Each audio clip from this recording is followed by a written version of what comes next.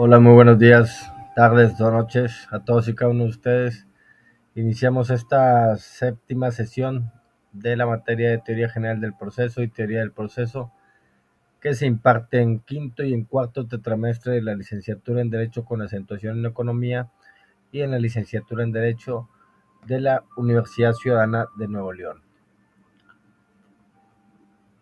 Perdón, como siempre es un gusto saludarlos a todos y cada uno de ustedes. Iniciamos esta sesión, no sin antes mencionarles que se las estoy dejando previamente grabadas, ya que su servidor va a tener que salir fuera de la ciudad y se las estoy dejando las indicaciones para que no perdamos tiempo. No sin antes mencionarles que les deseo todo el mayor de los éxitos. Tenemos el día de hoy, lunes, todavía para realizar esta actividad del examen parcial. Es sumamente importante su calificación, son 3.5 de 10. No dejen de presentarlo. Las actividades ya del primer parte del tetramestre ya están cerradas. 1, 2, 3, 4 y 5 y el foro. Por favor, no me pidan que se las abra. Sinceramente ya concluyó este periodo. Lo que sí pueden hacer es regularizarse, ponerse realizando preguntas de todos estos temas para que dentro de 2 semanas les estaré abriendo las actividades de regularización y puntos extras.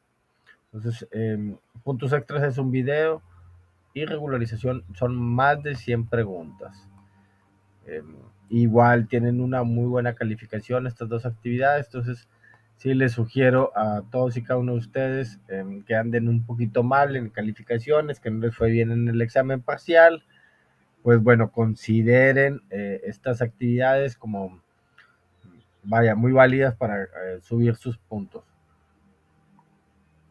Ok, bueno, mm, tendrán todavía hasta el lunes a las 23:30 horas, 11:30, para poder efectuar este examen, ¿ok? Bueno, la actividad de esta semana es una cuestionario de análisis de lectura sobre el proceso. El objetivo de esta sesión es que el alumno comprende la especificación y estructura, la organización del poder judicial y de la rama administrativa, así como detectar y comprender los principios procesales conducentes, el concepto y generalidades de la cosa juzgada, la impugnación y la resolución de resoluciones procesales. En ese sentido, estamos llevando a cabo, bueno, está previamente grabada para el lunes 24 y terminará el domingo 30 de octubre esta actividad. Si no pudieron realizar esta actividad hasta el domingo 30, no se preocupen, vamos a tener una semana, la semana 11, bueno, la semana 12 de la actividad 11. Esa será para poderse poner al corriente con las actividades de este segundo bloque. 6, 7, 8, 9, 10, 11, 10 y 11. La 11, pues bueno, será esa semana, antes del examen final. Pero bueno, les aclaro que tendremos esa oportunidad para estas actividades. Le damos clic en el cuestionario y bueno, ya saben, mis especificaciones, como siempre, se las indico. Les aparecerán 10 preguntas, 10 cuestionamientos con 4 posibles respuestas cada una y tan solo una es la correcta. Ahí aparecerán en sí, les vayan poniendo siguiente, les aparecerá cada pregunta. Tendremos 3 intentos para efectuar estas preguntas, estas 10, y bueno, son 90 minutos, 1 hora y media para poder de cada uno de estos intentos. Aquí vienen lo que podrá venir de como preguntas. Es más que todo lo del índice. El índice es lo que estamos basándonos para poder también hacer sus cuestionamientos. Y las preguntas, capítulo se encuentra en el 192 al 224 y del cual tendrán que pues, obtener todos estos cuestionamientos. Como nuevamente se los digo, realícenlo en un digitalmente, o igual hay personas que lo están haciendo, que lo hacen en libreta, hay personas que les gusta escribir. Bueno, les propongo que también, si me pueden resumir esos archivos, esas imágenes, que les tomen a sus copias de sus fotografías a sus preguntas y me las puedan anexar tal vez para la actividad de regularización. Y ahí podemos también, pues bueno, subirle los puntos. Porque yo sé que a muchas personas les gusta escribir. Y bueno, esta es esa opción para ustedes. Mm, ya lo saben, tenemos hasta el 30 y bueno, la bibliografía. Está nada más de que lo previsualicen y aparecerá. En el capítulo de esta semana, que es el proceso, estaremos viendo ahí varios conceptos muy importantes, de los cuales, pues bueno, trataremos de dar un poquito de lectura y comprensión a algunos de ellos. Yo les sugiero nuevamente que al final del capítulo les aparece un cuadro sinóptico eh, sobre este, sí está un poquito larguito, son como 2 páginas, pero muy sustancial de alguna otra manera, porque ahí les va refiriendo concepto a concepto de lo que estaremos viendo, pues bueno, en este capítulo sobre el proceso. Pero en sí, bueno, hablaremos sobre en sí la naturaleza del proceso y se inicia con una naturaleza jurídica, y antes de iniciar como jurídico, el autor nos habla sobre la palabra juicio y nos menciona que proviene del latín idicium, que originalmente significaba durante el procedimiento formulario del derecho romano. La segunda etapa del proceso, que se desarrollaba antes del iudex, o sea, juez, designado por el magistrado. Ahí es como nos lo señala el autor sobre la palabra del juicio, y pues bueno, tiene sus tendencias romanas. Y en sí la naturaleza jurídica del proceso también nos menciona que consiste en todo, en determinar si este fenómeno forma parte de alguna de las figuras conocidas del derecho, o si por el contrario constituye por sí solo una categoría especial. En términos generales, las teorías privativas han tratado de explicar ubicándolo dentro de las figuras conocidas del derecho privado, como el contrato o el cuasicontrato. Las teorías publicistas, en cambio, han considerado que el proceso constituye por sí solo una categoría especial dentro del derecho público, ya sea que se trate de una relación jurídica o bien de una serie de situaciones jurídicas. Eso ahí nos lo refiere el autor también como la naturaleza jurídica del proceso, cómo nace el proceso, de dónde inicia, se inicia. Y bueno, una de ellas puede ser sobre un proceso como un contrato, nos lo mencionaba anteriormente, y así se le llama al acuerdo que las partes expresaban respecto de la fórmula sin el cual se podía pasar a la segunda etapa. Se denominaba litis constellatio. La doctrina contractualista del proceso de la doctrina contractualista, del proceso tuvo su base histórica en el fenómeno conocido como litis contestatio, tal como se manifestó en el proceso per formulas o formulario del derecho romano. Y es el contrato en sí, el acuerdo entre las partes. Y nuevamente nos refieren a los romanos porque le debemos muchas situaciones en donde ellos crearon estas normas que todavía siguen prevaleciendo de hoy en día.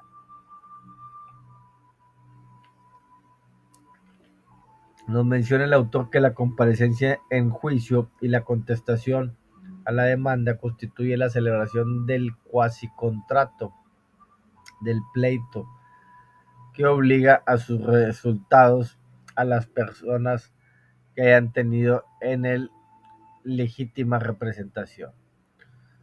Ahí es claro que a la comparecencia en juicio y la contestación de la demanda, pues bueno, es como ya se inicia en la celebración de un cuasicontrato, es como lo menciona aquí también el proceso por cuasicontrato. El proceso por relación jurídica más adelante también señala que tiene un momento inicial que es el de su constitución. En los procesos no penales se constituye con la demanda de la parte actora, la resolución del juzgado que la admite y el emplazamiento o llamamiento del demandado a juicio. Se desarrolla a través de las diversas etapas que integran el proceso y tienen un momento final que consiste en su terminación, la cual se da normalmente por medio de la sentencia o bien a través de algún otro medio anormal o extraordinario, ya sea el desistimiento, allanamiento, transacción, caducidad, sobreseimiento, etc. Esa es la relación jurídica. La relación jurídica inicia desde que se presenta la denuncia, la demanda, hasta que exista ya una sentencia o uno de estos medios que estábamos señalando al finalizar. Más adelante también sobre la situación jurídica nos menciona que actualmente se suele entender la carga procesal como la situación jurídica en que se colocan las partes cuando por una disposición jurídica o por una resolución judicial tienen que llevar a cabo una determinada actividad procesal, cuya realización las ubica en una expectativa de sentencia favorable y cuya omisión, por el contrario, las deja en una perspectiva de sentencia desfavorable. Así es. Ya entrando en una relación jurídica, en un proceso, pues las partes estarán siempre en una situación jurídica.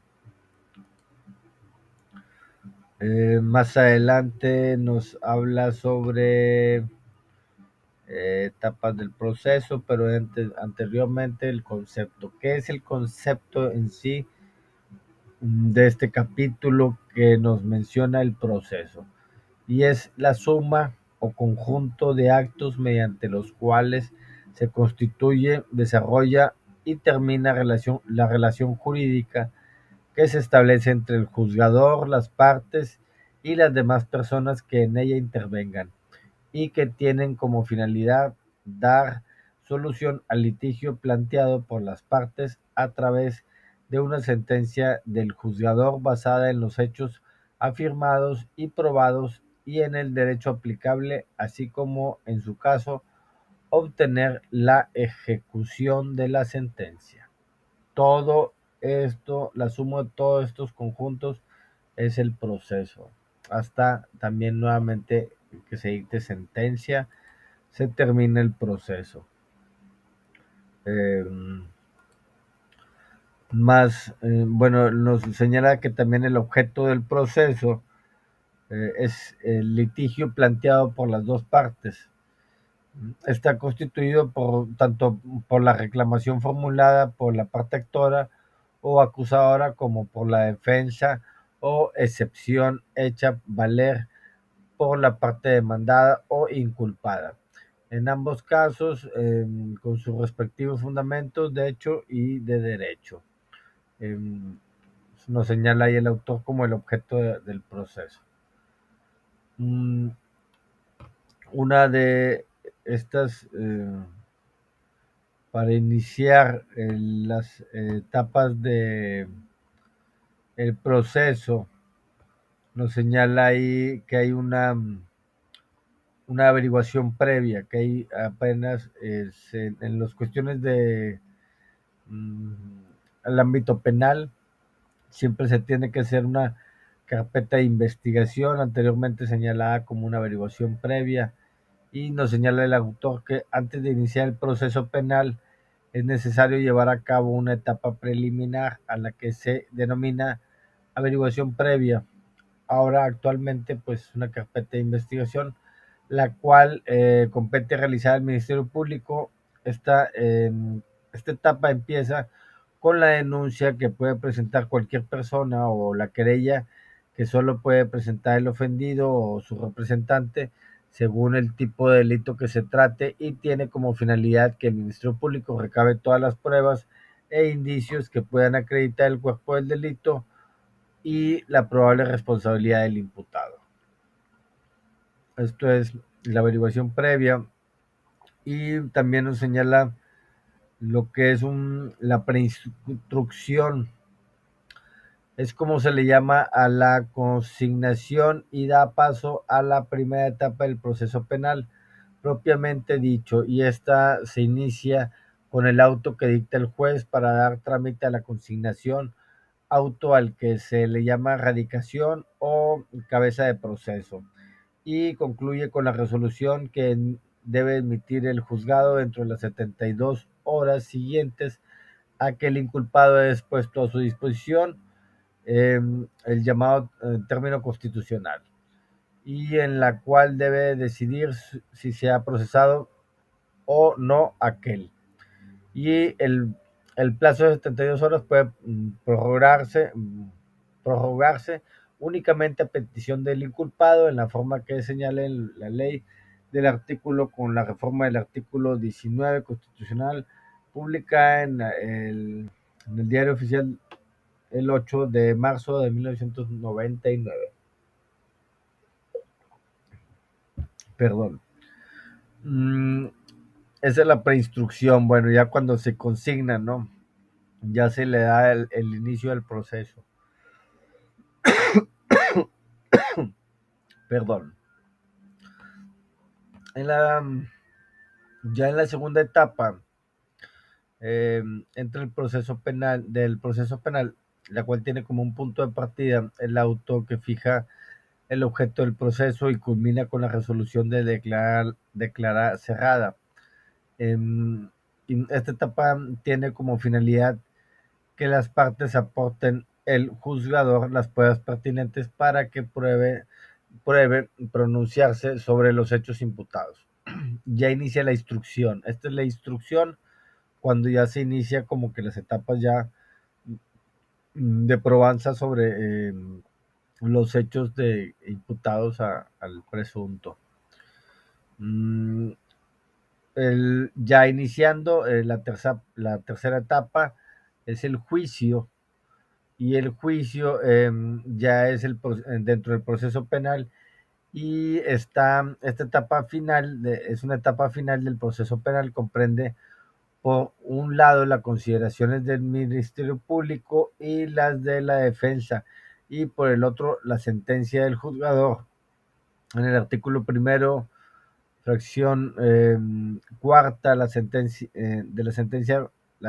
del juzgador, y en el artículo primero, fracción cuarta del Código Penal de Procedimientos Penales, Código Federal de Procedimientos Penales, perdón, se designa a esta etapa primera instancia, lo cual es inexacto, pues las instancias en grado de conocimiento de un asunto por parte del juzgador, y el primer grado del conocimiento se inicia desde que el juez dicta el auto de erradicación, con el que comienza la preinstrucción, que es la primera etapa del proceso penal.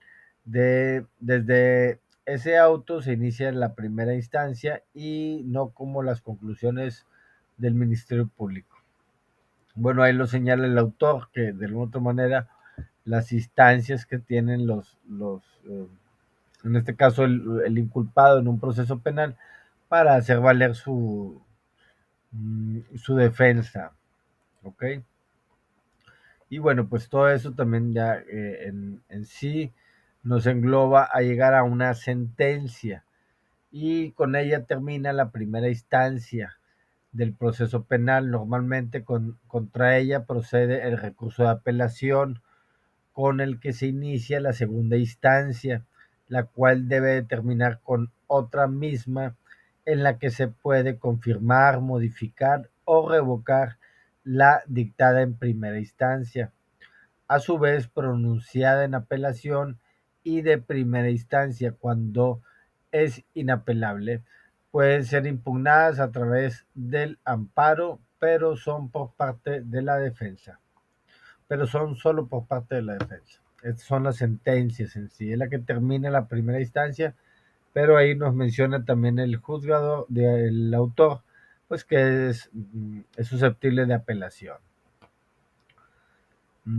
Más adelante también nos menciona que en el artículo 212 del Código Nacional de Procedimientos Penales, en el procedimiento penal se divide en tres etapas, y es la investigación, la intermedia o de preparación del juicio, y la del juicio. Son las tres etapas que contempla ahí el Código Nacional de Procedimientos Penales. La investigación, una de ellas, la que nos señala, es que tiene por objeto que el Ministerio Público reúna indicios para el esclarecimiento de los hechos, en su caso los datos de prueba para sustentar el ejercicio de la acción penal, la acusación en contra del imputado y la reparación del daño. La investigación.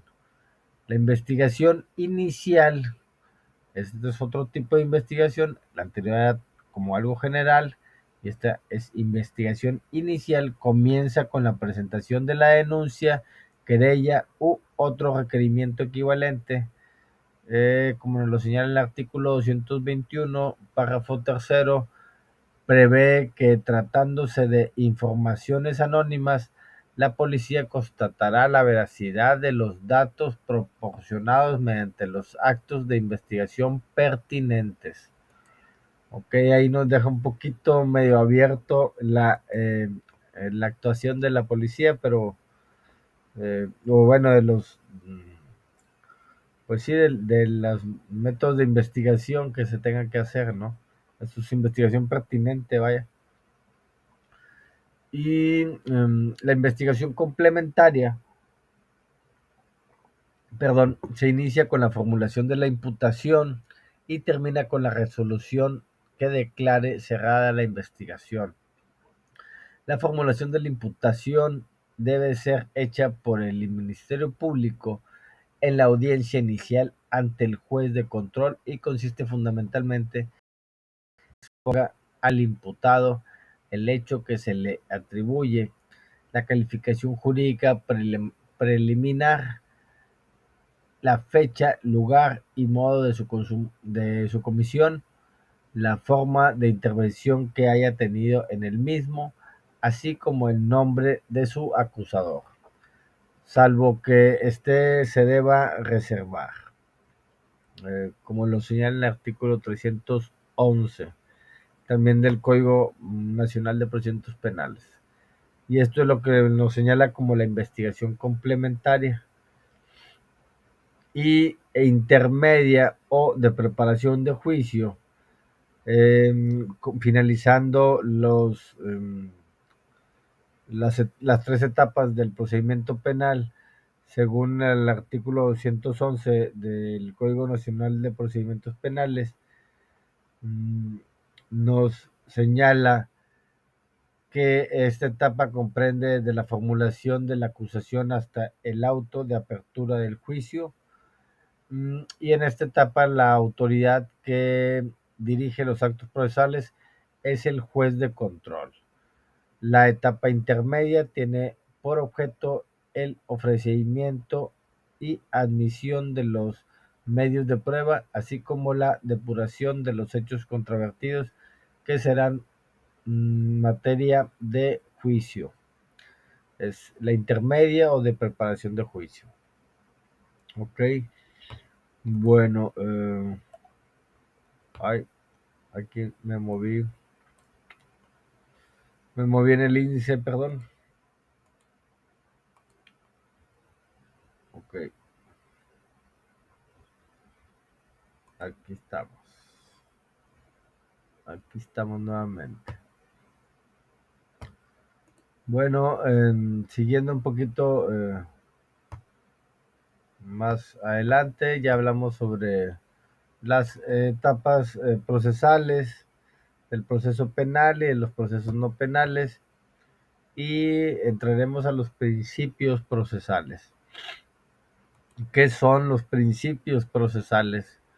Nos menciona ahí el autor que son aquellos criterios o ideas fundamentales contenidas en forma explícita o implícita en el ordenamiento jurídico, que señalan las características principales del derecho procesal y sus diversos sectores y que orientan el desarrollo de la actividad procesal. Así lo señala el autor y bueno, son una variedad de principios los cuales estaremos abordando uno por uno. Iniciamos con el de contradicción y se expresa en la fórmula de auditur et altera pars. Son sinónimos en latín, palabras en latín, perdón, y quiere decir óigase a la otra parte.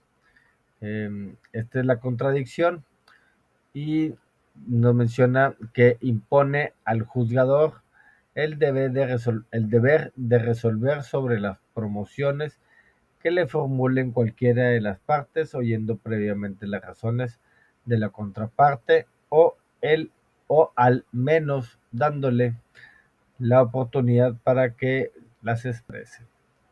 De alguna otra manera es como el principio de que se le tiene que dar a la contraparte, pues como la audiencia, la contestación, ¿no? En una contraindicación. Otro de los principios que también procesales se tienen que dar es el principio de igualdad de las partes. Y este principio deriva de los artículos primero y treceavo de la Constitución Federal e impone al legislador y al juzgador el deber de conferir a las partes las mismas oportunidades procesales para exponer sus pretensiones y excepciones, para probar los hechos en que se basen aquellas y para expresar sus propios alegatos o conclusiones. Creo que es muy comprensible, ¿no? Para la igualdad de las partes se tienen que dar los mismos estados, ¿no? Procesales. Más adelante el principio de preclusión. ¿Qué es la preclusión? Y se define al decir de Couture, este autor, como la pérdida, extinción o consumación de una facultad procesal.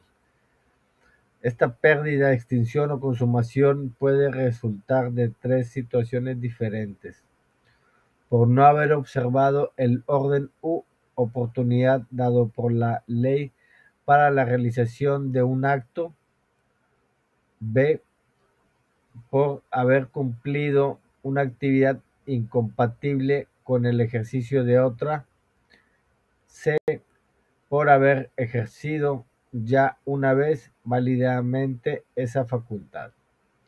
O sea, ya es cuando no se puede realizar algún acto procesal, ya sea porque ya se realizó o porque ya el periodo, el término ya fue consumado, ¿no?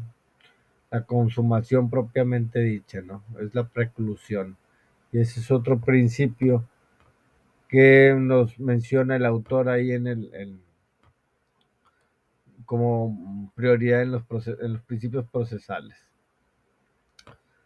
Perdón, más adelante nos habla el de la eventualidad o de acumulación eventual también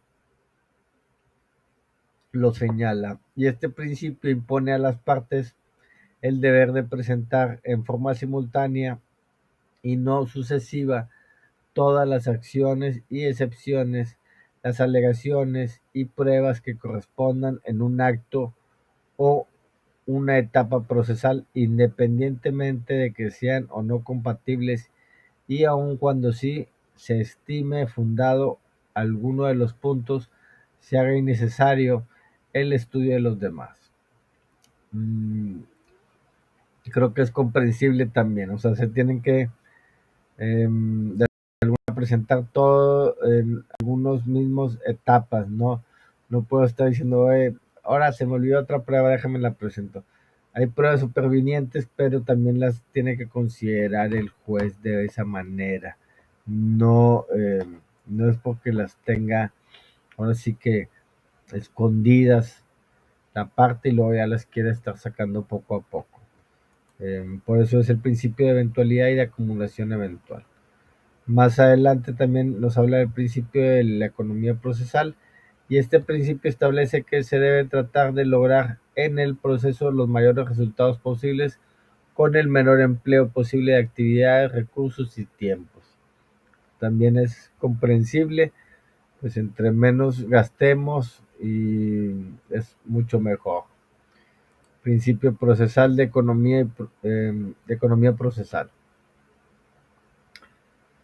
Eh, Más adelante los principios de lealtad y probidad, y nos señala que este principio del proceso debe ser considerado por las partes y sus abogados como un instrumento del Estado para solucionar conflictos con arreglo de derecho y no con una habilidad maquinación para hacer valer pretensiones ilegales, injustas o peor aún fraudulentas. Pues bueno, ahí la lealtad y la probidad que tiene el Estado y pues bueno, el hacer valer el derecho ante los conflictos, ¿no? Y presentados por las partes y sus abogados. También es comprensible, es un principio básico. Y un principio, bueno, también ahora muy también relativamente de moda, la oralidad y de escritura.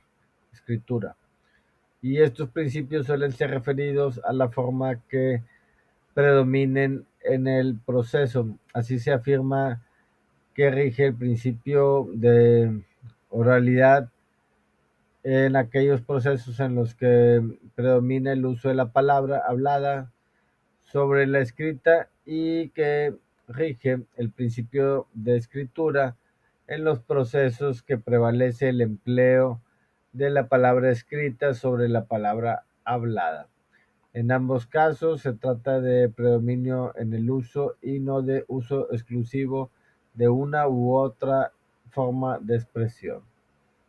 Son complementarios algunos en algunos juicios, pero por lo regular pues unos inician totalmente con la oralidad o otros totalmente con la escritura. Bueno, en este capítulo hemos terminado. Espero haberles dado ahí un oriente de lo que se va a tratar este examen, este actividad número 6. Cualquier duda, cualquier comentario que tengan sobre las preguntas, sobre el tema, pues ya lo saben, me lo hacen saber mediante un mensajito, dándole clic en el apartado ahí, en mi nombre o en el apartado de contacta a tu tutor. Y con mucho gusto les estaré tratando de resolver la duda lo más antes posible. Damos por concluida esta séptima sesión. no deseándoles que tengan mucho éxito y un muy buen inicio de semana. Hasta luego.